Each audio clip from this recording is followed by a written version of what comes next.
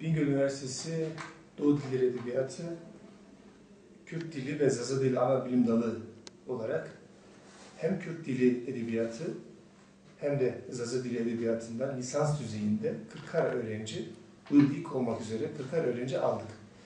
Fakat şöyle anlaşılmayan bir durum var, onu ben müsaadenizle belirteyim.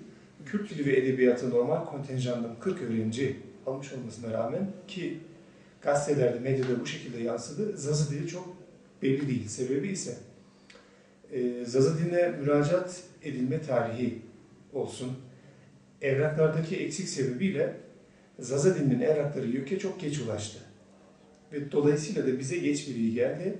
Bu yüzden olsa gerek Zaza Dili'ne de 40 tane öğrenci alıyoruz. Fakat internette veya resmi sitelerde geçtiği usulde normal ek kontenjan, yani bir bölümün normal kontenjanı vardır, atıyorum 100 öğrenci, sonra bir 20-30 tane de ek kontenjan verilir.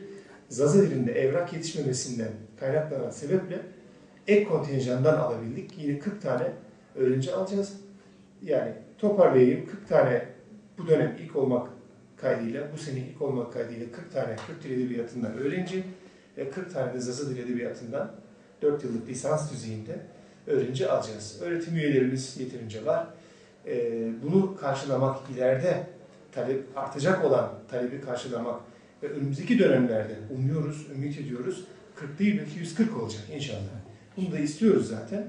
Bunu karşılamak amacıyla hem Zaza Dili Edebiyatı'nda hem de Kürt Dili Edebiyatı'nda 2'şer tane öğretim görevlisi, bugün yarın ilan çıkar, 2'şer tane en az öğretim görevlisi ve birer tane de araştırma görevlisi alacağız. Bu seneyi bu şekilde geçtirdikten sonra, bitirdikten sonra seneye artık Allah kerim.